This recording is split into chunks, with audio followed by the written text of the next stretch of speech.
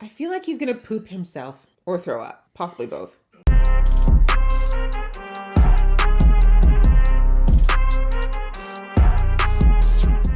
Hey guys, it's your girl Aisha, aka GeekXX Chic, and we are here with another reaction to Vinland Saga. We're now on season 1, episode 13, which is called Child of a Hero.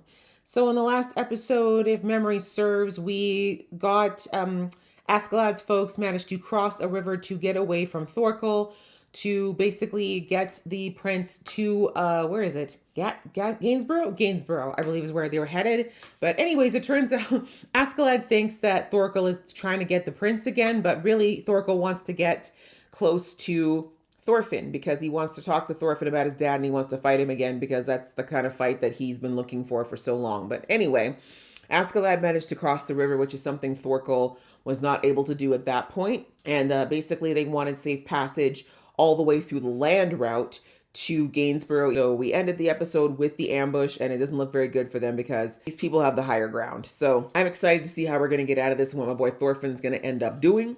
So let's jump into the episode. But just before I do, a reminder that if you'd like to be in the know of when I drop these episodes, please go ahead, hit that subscribe button as well as the notification bell. All right, that out of the way, let's get into the episode right now.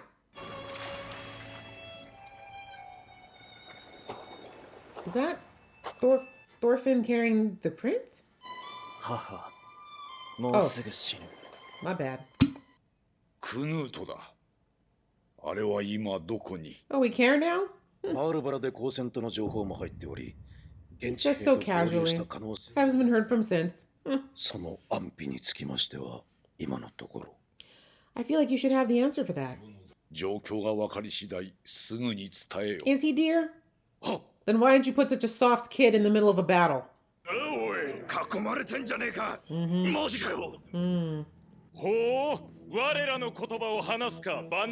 the nerve calling anyone names with that haircut. Your name's Asser? Which, no disrespect to someone who has that name. I'm just saying this guy's kind of a jerk right now, so.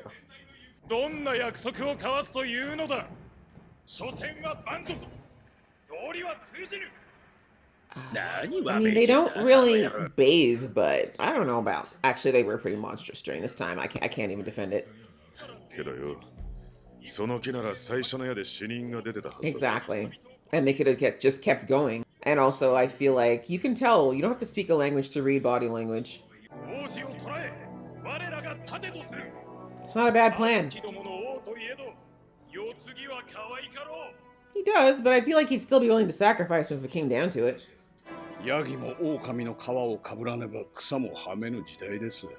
the metaphors. Okay, Askeladd. You reading books now? Probably best you don't know. Time to act like meek sheep. Well, except for this one. This one is not acting. Really?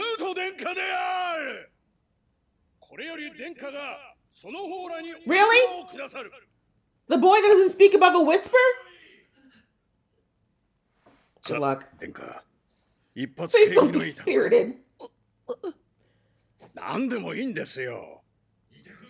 gonna boil you and eat you alive.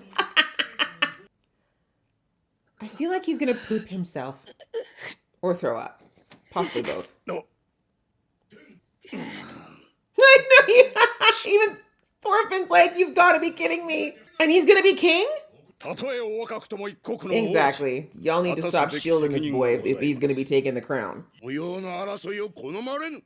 This isn't fighting. Speaking. Exactly. This is to save him.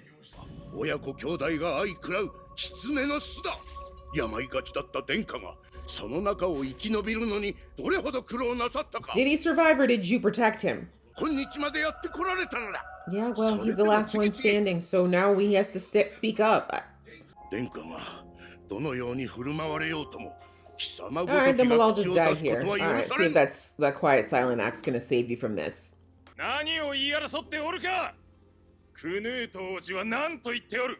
It's Prince Canute to you? I have a feeling Thorfinn's gonna kill the prince.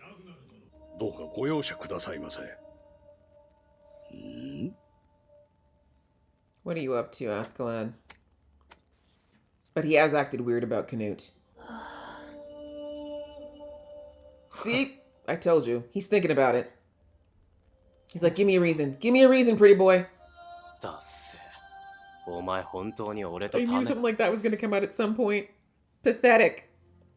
I'm sorry, but I understand not wanting to fight, but you can't even just say, hey, I'm a prince. Once we get back to my father, we can work something out. You can't do that?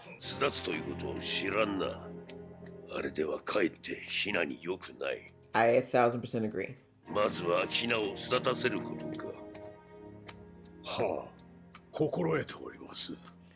I think Askeladd is trying to figure that out right now. I'm also thinking he thinks that Canute is a monarch he'll be able to manipulate if he gets in early, which he has. So maybe I'm wrong about that, but that'll be it.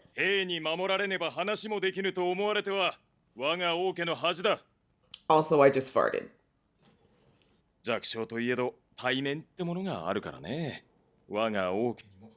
And what is that reputation? He promised not to raid you for at least a month.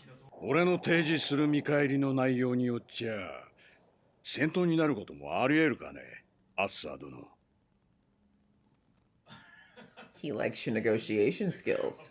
The way Askeladd's always randomly trying to recruit is very interesting. He does sense things in people, though. He doesn't tell you everything, bro. You didn't think you guys were buddies, did you? Is he? Is he really? You didn't even know that for sure. He could have lied about that. Which is smart, and probably for your protection. That's the right answer. Does it matter? Apparently it matters to him. Respectfully, bro, you're never going to know everything about a person. It doesn't matter. The man has gotten you a lot of money. Who the hell is Lydia? I knew as soon as the Berserker said it, it wasn't true. Okay, both. Oh, was it a... That's what I thought. What a great past. Not your fault. But, Whatever the hell that is. Sure. No, we're about to find out. You could be lying too. Oh, flashback of Askeladd. Got it now.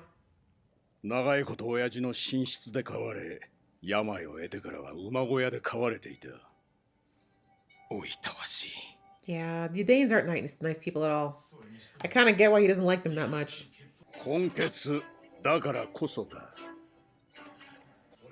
It's white mixed with white. My point is that this is different ethnicities. This is not different. Mixed blood usually means two different ethnicities. They're the same ethnicity, just different cultures.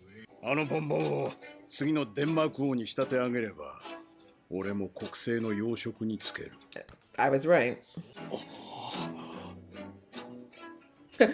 Bro's like, yeah, that's why I'm working with him. Is that what that laugh means to you? That he was. That's not how blood works. That is probably the realest thing he said all season. His dad sounds like he was an absolutely awful person. That's probably, that's probably another reason why he didn't want to kill Thors.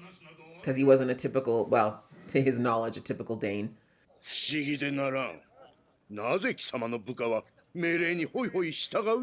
That's kind of what being the boss means.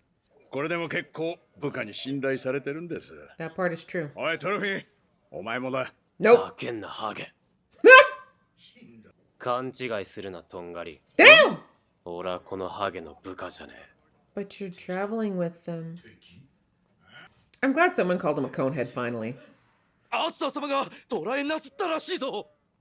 Don't y'all villagers get too cocky now. Mind your business and keep tending your sheep. What did I say about not taunting them? Well, maybe you guys shouldn't act like animals. 見てんじゃねえよ、お姫様。言いてえことはてめえの口で言えや。Okay, Thorfinn, we get it. That could have been you if you'd stayed back in Iceland, you know. 臆病で喋らないわけじゃないんだ。慎重なんだ。慎重にしないと。僕の発言には。They're all like he talks? And Thorfinn got him to talk. 不快感の表明だの。できるわけがない。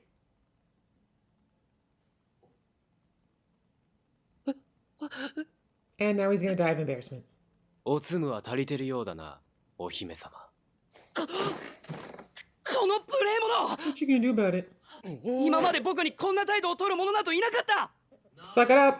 はめくんじゃねえよ、座ってろ。わめいてなどおらぬ。僕は自分の発 Why, 言の where was this voice 20 minutes ago? 大 He's 体 like, なんだその Canute's never been like this. That's hilarious. He needed a peer, I guess, and one that isn't trying to kiss his ass. Also, Canute completely ignored him. He said if you had something to say it to yourself. ウェールズの山の中で雪に振り込められたら身動きが取れなくなる。 I think he's considered that. 何心配いりませんよ。 Aren't you also winter folk? Like, you're all Danes. Where you live is cold too. 平気平気。それもちゃんと考えてますって。 Look, I don't like Askeladd either, but he hasn't steered you wrong yet, Baldy, so just chill out. 心配すんな。アシュラッドの判断に間違いはねえ。 Again, what I just said. He hasn't steered you wrong yet. He isn't being fully honest with you, but he isn't trying to screw you over yet. Not the delt cutouts in the back of his armor. That's it. We just end that suddenly with a new path. All right, guys. Well, that was episode 13 and Child of a Hero. We were actually talking about Askeladd. So we have a little bit of insight into his history and why he's able to speak Welsh and why he seems to be so familiar and why he has a Welsh comrade or ally. And I was wondering, because in the last episode, I was like, okay, like he's a pirate. He would have come across a lot of people. It's very possible that they had business dealings or something at one point. But it's looking like it's because, well, that flashback we saw at the beginning of the episode, because I didn't understand what it was at all. I'm like, that kind of looks like Thorfinn, but it wouldn't be Thorfinn. I mean, he kind of looked a bit different, but I was like, at this point, I don't know. But it turns out that it was, in fact, Askeladd carrying his mother, who was unfortunately, I was looking at, like, they did a really good job with the shading, right? Because his mom, they showed her feet and her arms, and they were so pale compared to Askeladd. And I mean, Askeladd's not a very melanated fellow. So if she was paler than him, it told me that she was not doing well. And we find out now through the episode that his mom was actually a captive of his father, who was a Danish raider. And he took her as a concubine. And, you know, I don't think you need to say much more. I don't think that Askeladd is here from a consensual joining of his parents, which is horrible, and that's not for him, you know, to bear, but it still is not a nice feeling to know that your mom was literally a prisoner of your father's.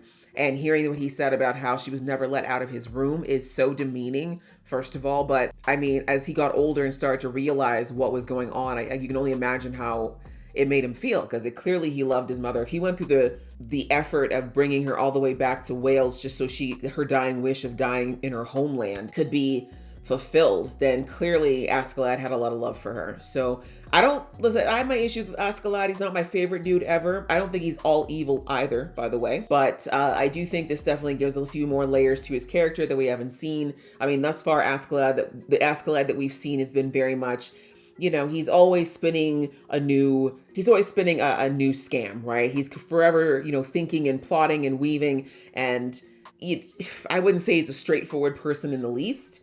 But he does seem to have, like, the fact that he didn't outright take out Thorfinn when he's had multiple opportunities to do so kind of let me know that there was more going on with him. And I think that, like, when we heard him in that conversation with Acer saying that he hates the Danes despite the fact that he has Danish blood, that explains to me, at least to me, I'm taking that as why he has such an interest in Thor's, right?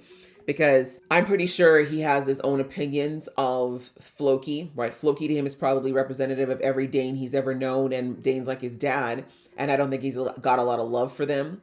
Whereas with Thor's, he clearly had the build and the fighting skills of people like his dad. But it was very clear in their short interaction together that Thor's had integrity, which is something I don't think he sees much of from Danes, but also maybe that's something he might have seen something that reminded him of his own father in Thor's as well. But either way, now knowing that there is some dark history between, Danes and what they represent for Askeladd, and the fact that there's a part of him that kind of really doesn't care what happened. Like, I shouldn't say really doesn't care, because I do think there are some of the Danes that he cares for. You can't be around these people all this time and have absolutely no emotional connection to any of them. Like, that's just not humanly possible. But I do believe in when he says that I think that if there was a way that he felt like he could be accepted by the Welsh community and still kind of live his life, he probably would go to that community. But at this point, even though his mother apparently comes from some really good lineage, you know how it was back in those days, right? He's an out of wedlock child, and he also has parentage that this particular community thinks are beneath them. You heard what those villagers were saying when the Danes were walking through. They were calling them every name, saying they were eating people. Like, point is, Askeladd would never be accepted by the Welsh. At least at this point, it's very unlikely. And the Danes, most of them probably have no idea. Maybe the people who knew his father probably know that he has a Welsh mom, but I wouldn't be surprised if that's something that Askeladd's dad kept pretty quiet. And also, again, the way that the Danes were back then, them having a bunch of children with a bunch of concubines, slaves, whatever, was very common. So they don't really have the same viewpoint, I think, of kids that are born from that. As long as they have Danish blood, they're considered Dane. So anyways, point being, I think Askeladd didn't have a lot of choice as far as sticking with the Danes and continuing to live with them. But the fact that his mom died when he was what looks like early teens, and that all these years later, he's retained the Welsh language, that's a lot. Like, because I'm thinking he only ever would have spoken that with her, right? The fact that she went through the work to teach him that language and to keep that alive with him, and for him to maintain it, that means it was very important to him. And I do think that his Welsh heritage does mean something because of his mom, but obviously he's not as connected to it as he is the Danish culture. But it's a very interesting, it puts him in a very interesting position, and it does make his character more interesting, because that's a very interesting line to walk, to be the child of two worlds that at the moment kind of hate each other. And yeah, for him, as I said, he has a lot of reasons to have resentment against the Danes. I wouldn't be surprised if he looks at a lot of them and he sees the behavior that caused what happened to his mom, and it caused himself to be, and he probably has a lot of mixed emotions about it. Because on the one hand, he is here, as horrible as the circumstances of his birth were, I don't think it negates the fact that he's here and he has every right to be here, and he still he still deserves to have a good life. But at the same time, it's horrible. The circumstances should never have happened. It shouldn't have been something like that. So anyways, it gives us some interesting layers to Askeladd, and I'm glad that we've gotten something about him other than, kind of just the dealings that he has and his little interactions with Thorfinn. And we also see that the Berserker he had no idea until they came to Wales that Askeladd could speak Welsh. And so obviously none of his crew speaks Welsh, so they have no idea what the conversations are that are going on between Askeladd and I can't remember the dude that he's with, but I know that's making the Berserker uncomfortable, because it's clear that he thought he was Askeladd's right-hand man. He thought they were tight. And now to know that there was this big secret that he was carrying around, like because knowing a whole other language is huge, especially since most Danes have had little to no interaction with these people. So his curiosity is piqued, and he also knows that if he asks Askeladd, he will probably not tell him. So the point is, he's obviously bothered. He's realizing that there's more and more about Askeladd he really doesn't know.